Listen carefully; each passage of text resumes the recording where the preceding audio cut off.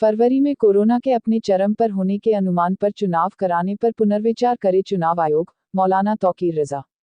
हरिद्वार धर्म संसद में मुसलमानों के कत्ल की बात करने वाले साधु के भेष में राक्षस, मौलाना तौकीर रजा। भारतीय जनता पार्टी की सरकार देश और प्रदेश हित में नहीं, उसे हराने के लिए कोई भी कुर्बानी देने को तैयार, मौलाना तौकीर रजा खान। इलेक्ट्रॉनिक मीडिया हमारी बात को आधा अधूरा दिखाकर नफरत का माहौल पैदा कर रहा, मौलाना तौकीर रजा।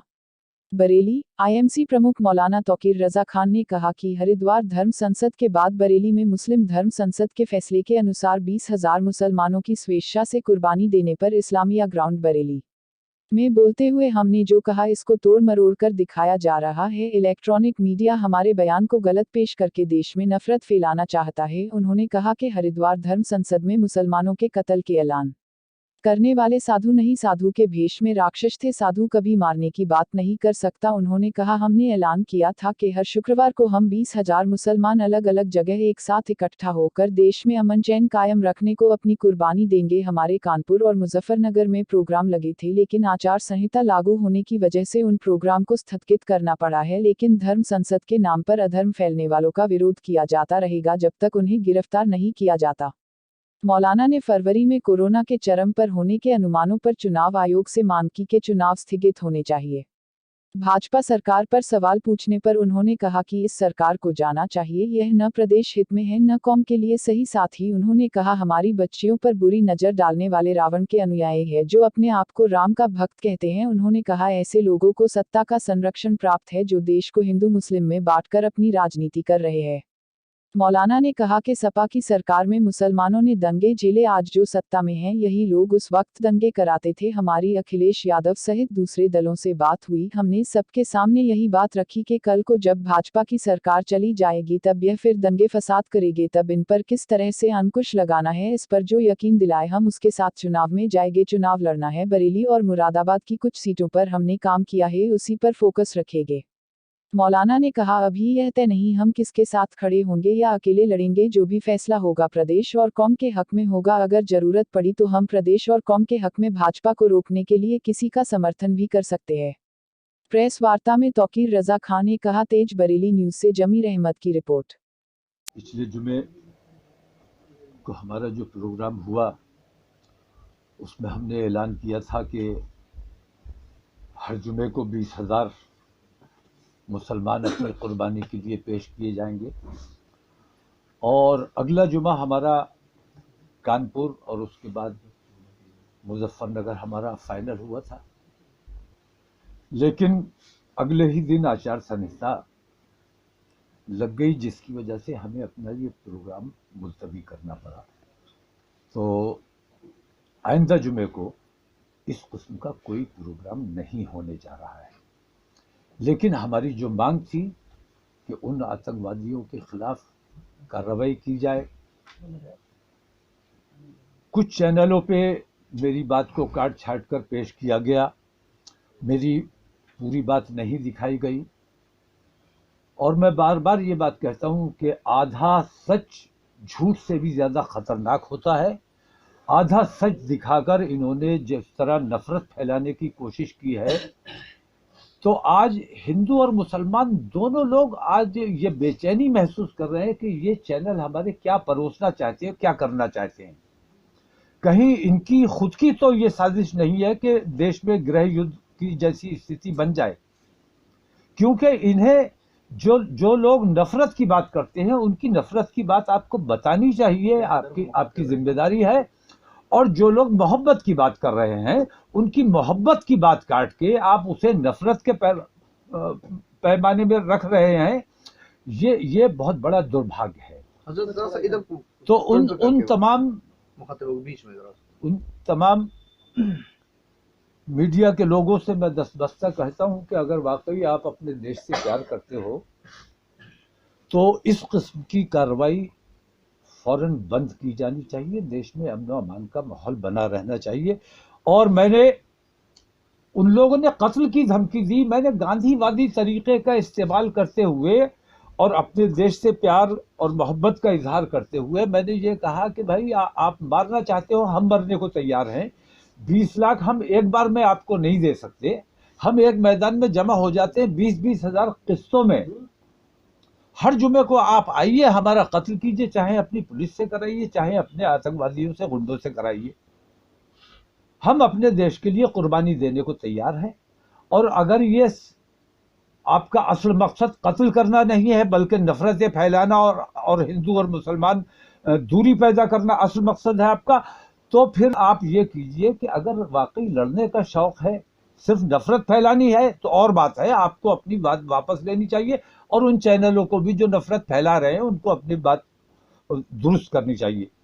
दूसरी बात, लड़ने का अगर शौक है तो हिंदू और मुसलमान आपस में मत लड़ो, हिंदू मुसलमान चल के बॉर्डर पे लड़ो, हम तैयार हैं लड़ने के लिए। अपनी सेनाओं को कुछ दिन के लिए आराम करवाते हैं। हम और हिंदू और मुसलमान मिलके चाहे चाइना के बॉर्डर पे चलो, चाहे पाकिस्तान के बॉर्डर पे चलो, हम तैयार हैं लड़ने के लिए। तो मैं कहता हूं, मैं एक बार फिर दोहराता हूं कि हमारे खून में लड़ाई है। हम पैदाइशी लड़ाके हैं, मैं एक बार फिर कहता हूं, लेकिन लड़ाई हम अपने देश के लिए लड़ना चाहते हैं, देश के खिलाफ नहीं लड़ना चाहते। हम अपने देशवासियों से नहीं लड़ना चाहते। ये बात उस वक्त भी मैंने कही थी, यही बात मैं आज कह रहा हूं। और अगर ये मेरी बात ठीक नहीं है तो वो लोग सामने आए जिन्होंने ये कहा कि 20 लाख मुसलमानों का कत्ल किया जाना चाहिए, 20 लाख मुसलमानों का कत्ल किया जाएगा। हिंदू समाज को ये तय करना है कि इन दोनों में से कौन सी बात सही है और कौन सी बात गलत है। दूसरी बात यह कि साधु ने अगर कोई बात कही है, साधु मैं समझता हूं कि बिल्कुल त्यागी होते हैं, दुनियादारी से दूर हो जाते हैं, अपने रब से लौ लगाते हैं, भगवान की शरण में चले जाते हैं। उनको तो प्यार की बात करनी चाहिए, प्यार फैलाना चाहिए, नफरतों की बात नहीं करना चाहिए।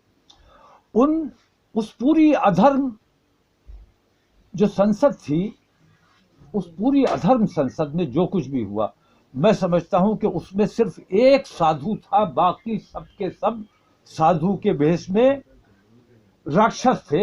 एक ही साधु था जिसने महसूस किया कि इस धर्म संसद में जो कुछ भी हो रहा है ये अधर्म है, और उन्होंने उस धर्म संसद का बाइकआउट किया और वहां से वॉक ओवर किया।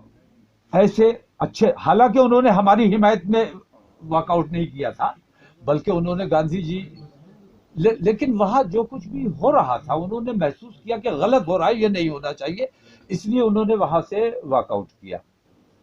तो ऐसे साधुओं की जरूरत है। और हिंदू समाज से भी मैं कहता हूं कि आप तो साधुओं को हमसे ज्यादा जानते पहचानते हो, हम भी साधुओं का एहतराम करते हैं जिन्होंने दुनिया अपने रब के लिए त्याग दी, उनका एहतराम किया जाना चाहिए। लेकिन उन साधुओं को भी याद रखो जो रावण के भेष में आए, रावण जो साधु का भेष बना के आया था सीता मैया का अपहरण करने, वो भी साधु बन के आया था।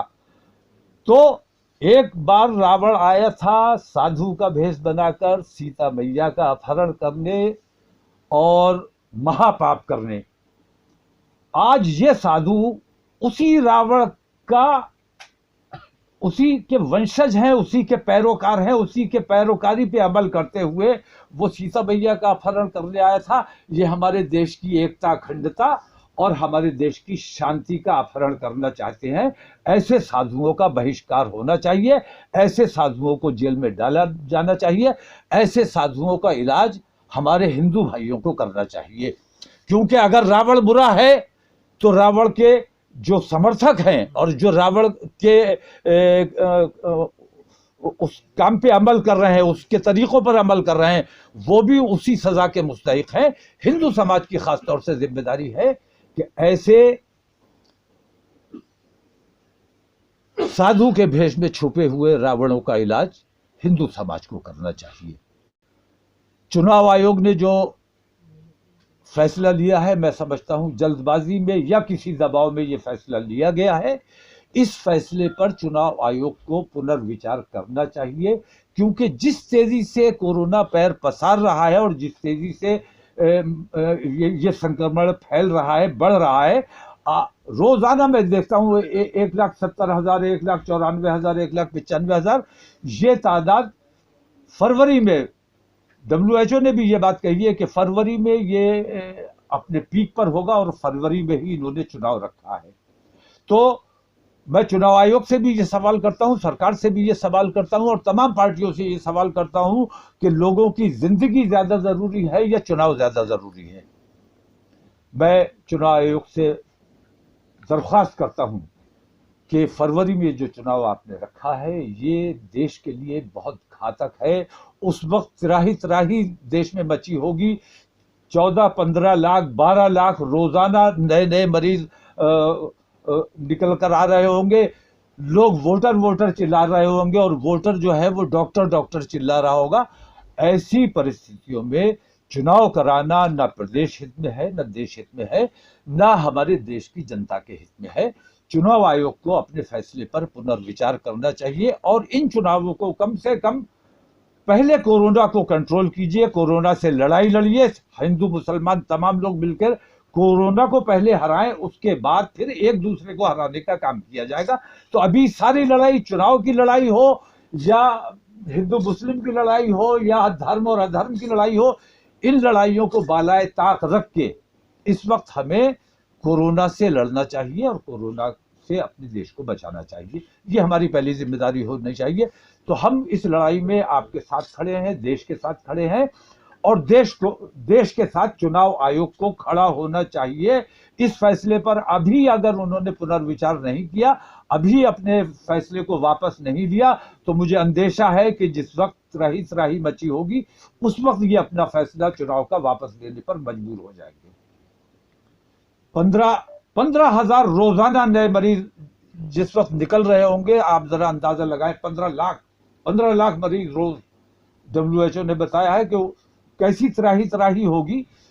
इन हालात से दो चार हमें ना होना पड़े, देश को ना होना पड़े।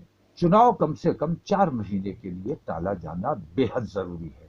तो मैं इस वक्त चुनाव की बात नहीं करना चाहता, पार्टी की बात नहीं करना चाहता, अपनी पार्टी के सिलसिले में कोई बात नहीं करना चाहता। मैं इस वक्त सिर्फ अपने देश की और देशवासियों की फिक्र कर रहा हूं और उन्हीं के हित की बात कर रहा हूं। लेकिन अगर जरूरत पड़ी, चुनाव की हमारी तैयारी मुकम्मल है। बरेली और मुरादाबाद मंडल हमारे पास साधनों की कमी है तो हम ज्यादा नहीं लड़ सकेंगे। बरेली और मुरादाबाद मंडल की कुछ सीटें हमने टारगेट की हुई है, उन पे हमें चुनाव लड़ना है। लेकिन भारतीय जनता पार्टी को हराने के लिए अगर हमें कुर्बानी देनी पड़ती है तो हम इस कुर्बानी के लिए भी तैयार हैं कि हम चुनाव खुद न लड़के किसी पार्टी का समर्थन कर दें, ताकि भारतीय जनता पार्टी की मनहूसियत से किसी सूरत से अपने देश और प्रदेशवासियों को निजात दिलाई जा सके। समाजवादी की सरकार मैंने देखी है, समाजवादी की सरकार में मैं मिनिस्टर भी रहा हूं और 12 से 15 तक हमारे प्रदेश को जिन तकलीफों से गुजरना पड़ा है, 12 से 17 तक जिन तकलीफों से हमारे प्रदेश को गुजरना पड़ा है वो लोग भूले नहीं है। और खास तौर से मुसलमानों को जिन तकलीफों से गुजरना पड़ा है, क्योंकि उस वक्त यही जो आज सत्ता में बैठे हुए हैं, यही लोग जगह जगह दंगे कराते थे, कहीं मस्जिद पे हमला करते थे, कहीं मुसलमानों पे हमला करते थे, कहीं लिंचिंग करते थे, कहीं कुछ करते थे। और ये रोजाना तकरीबन उत्तर प्रदेश के सभी जिलों में छोटे बड़े कुल मिला के 176 दंगे हुए थे। और मुजफ्फरनगर आपको याद होगा, और मुजफ्फरनगर के वक्त मुझे वो भी याद है कि जब सैफई महोत्सव हो रहा था, जहां नाच गाने कराए जा रहे थे और लोग भूखे और प्यासे मर रहे थे उस वक्त। तो इनसे नाराज होकर मैंने, जब इनकी सत्ता थी तब मैंने इन्हें छोड़ा। अपने प्रदेश के लिए हमें कुर्बानी देनी पड़ती है तो फिर हम किसी पार्टी का समर्थन भी कर सकते हैं। मुमकिन है कि इस बार चुनाव न लड़ें, किसी का समर्थन कर दें, क्योंकि हमें किसी भी हालत में इन मनहूसों से, क्योंकि इन्हीं की मनहूसियत की वजह से कोरोना से आप लड़ते लड़ते मर जाओगे, वो मातम भूल गए। चुनाव आयोग से भी मैं कहता हूं कि अभी पिछले थोड़े दिन पहले जिला पंचायत के चुनाव हुए थे, आपको याद होगा, सैकड़ों अध्यापक, सैकड़ों कर्मचारी उस वक्त इस कोरोना का शिकार हुए थे और कितने घरों में मातम हुआ था। चुनाव आयोग कैसे भूल सकता है उस बात को? तो ये तो बहुत बड़ा चुनाव है। इस चुनाव में संजीदगी से गौर करना चाहिए। जल्दबाजी में या दबाव में अगर फैसला लिया है तो हुकूमत को भी इस पे पुनर्विचार करना चाहिए कि चुनाव ज्यादा जरूरी है या लोगों की जिंदगी ज्यादा जरूरी है। बस